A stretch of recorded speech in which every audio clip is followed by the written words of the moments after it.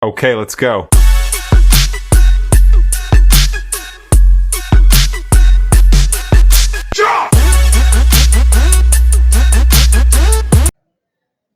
Imagine being a parent at home, sleeping, then you just receive a phone call that your child's dormitory is on fire.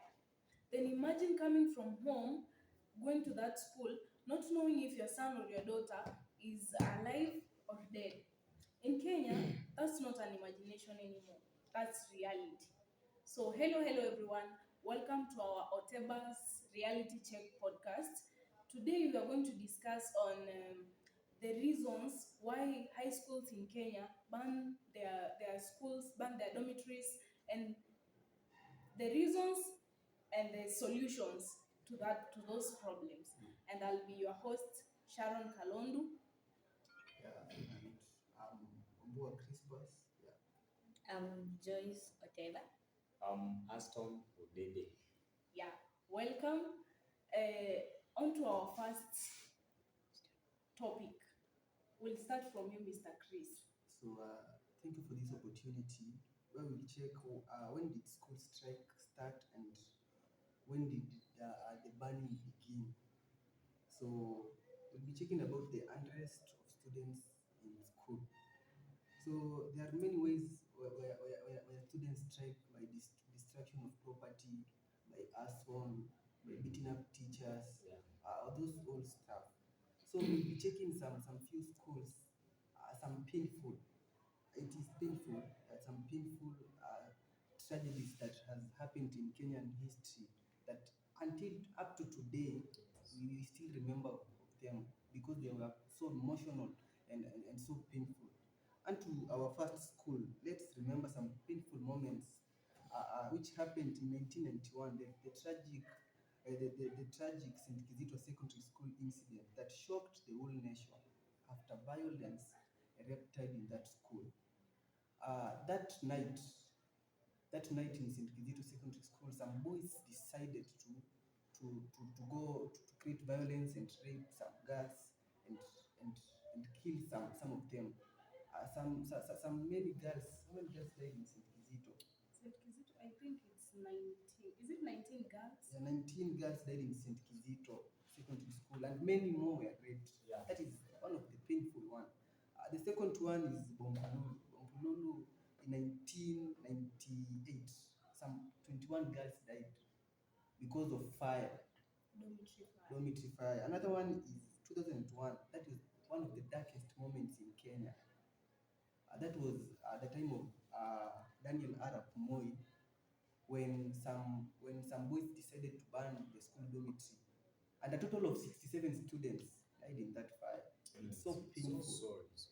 At 2010, at Nyeri High School, some students decided to burn the school and decided to unalive some four prefects. Imagine burning four prefects in a cube. Imagine.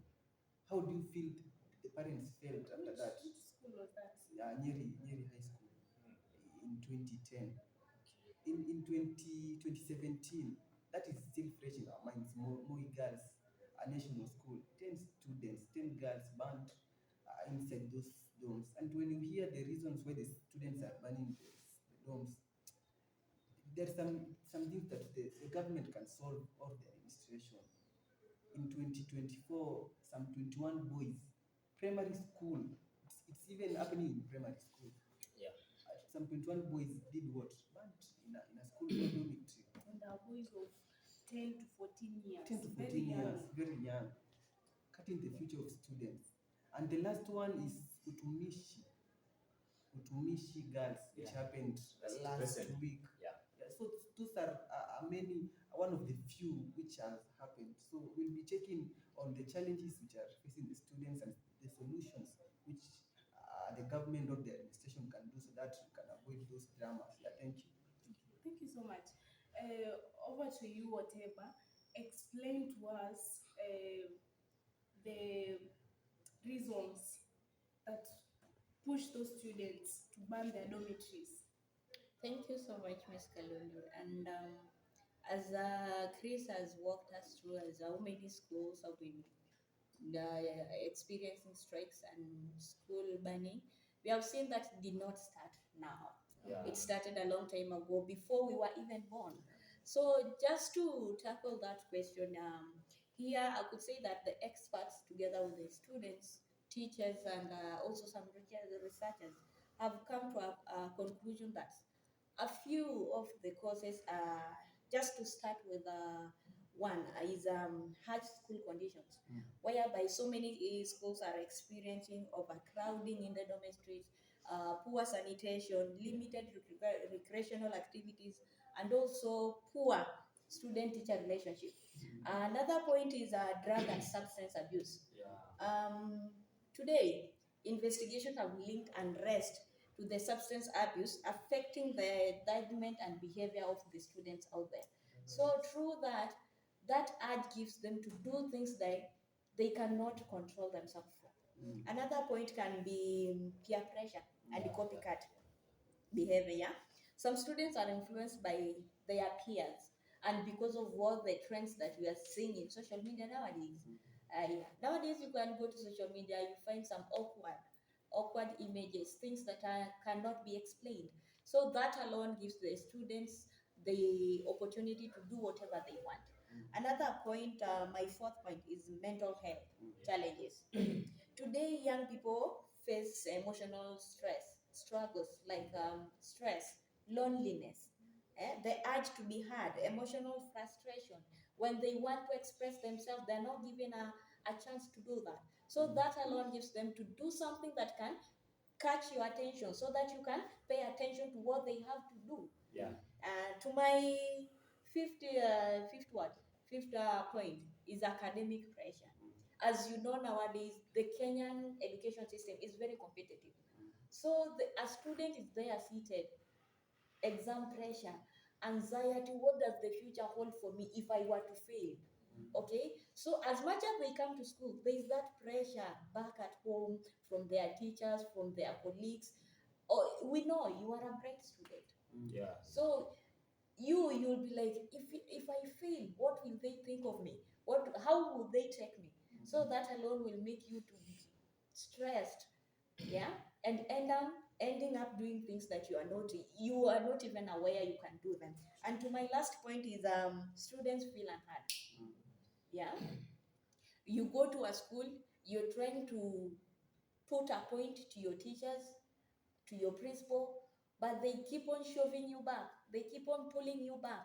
You can't express yourself. So that alone gives you frustration. You're frustrated. What should I do? What am I supposed to do so that they can get my attention to what I'm trying to pass through? So mostly it's just frustration, because they want to be heard. They want the condition they live in to be improved. So I urge the school administration, education stakeholders, the CS for education, to come together and see how they can come up with a solution, so that we can curb the challenges to eliminate strikes and burning of schools in our country. Yeah. Thank you so And much. to that point, just a small addition. Addition is that harsh school conditions. Harsh school conditions that some schools struggle with overcrowded dormitories. For example, in Michigan, some students are sleeping at the corridors. Who does that? Point number two, poor sanitation. The food is not good. The health sector, the toilets are dirty. So that's one of the main points that we should be considered. Yeah. Okay, thank you. We have had those points, the reasons why those high schools are banning their dormitories, why they are striking. So let's hear out the solutions. What has to be done? Over to you. Thank you so much, Sharon, for this wonderful opportunity. I want to talk about solution that should be done in this school, so that at least we reduce this kind of strike that is leading to the burning of dormitories and even some students losing their lives. Yeah. At this stage, I feel so sorry, and my tears, as you can see, at times they roll down my cheeks, like even water flowing from my island to highland. It's so sorry to say that. Yeah. Solution number one we are supposed to do, let us improve communication. How can we improve communication in schools? Now, the first thing we're supposed to do is that there are these students that cannot express their views directly to the teachers. So we elect students. I mean, the student council board, where we have the head board, the deputy head girl, and the rest downwards up the dining on prefect. So what we are supposed to do, at least we have some suggestion box whereby if there is a problem in the laboratory, write down the problem, note it inside the suggestion box so that at least the concerns get to know what is happening in school. That is my solution number one. Solution number two is let us strengthen guidance and counseling. How do we do this? There are professionals outside there. There are these experts. There are motivational speakers we have in the Republic of Kenya and even outside the world. Why don't we invite these kind of people in our schools so that at least those guys giving up in life, they get to be motivated, they get to be geared, so that burning of school, somebody should not only think of burning of school, but after school, creating a job opportunity that leads to entrepreneurship. My third topic, my third solution is about enforce discipline fairly. I think we have deputy. Look at this, whatever Sharon and Chris, enforcing discipline fairly. What should be done is that there are some rules and regulations that should be introduced in school. There are those students that are not raised fairly at their backgrounds. Exactly. You blame the parents or mother or dad having raised a child. How? Yeah. So there are some rules and regulations that should be put in place so that students get to learn more. Lastly, I want to talk about drug abuse that whatever talked about as a challenge that is leading to the banning of school. Now, solution to the drug abuse, schools, parents, teachers should educate students the dangers of using this kind of drugs. Because a drug like cocaine leads to death. You cannot see, you find you are not functioning normally in the body system. So I would rather say that there are a number of things that should be done in school so that at least to reduce the burning of school. Thank you so much, our host, Sharon Kalongi. Yeah, every time a school burns, the circle often looks familiar. A fire happens, the country mourns, government officials visit the schools. Yes. Investigation begins. Task forces are formed, promises are made, security measures are announced, and then slowly the public attention fades until another school burns. That one I agree with. Yeah, so the government should check. Yeah, thank you. Thank you so much for everyone who was watching this. Thank you for my guests. We've had everything. Yeah. And we've had a nice time. Is it true? Yeah, it's true. Yeah. So let's meet on the next one. Subscribe on my YouTube channel, OTEBA'S Reality Check. Bye bye.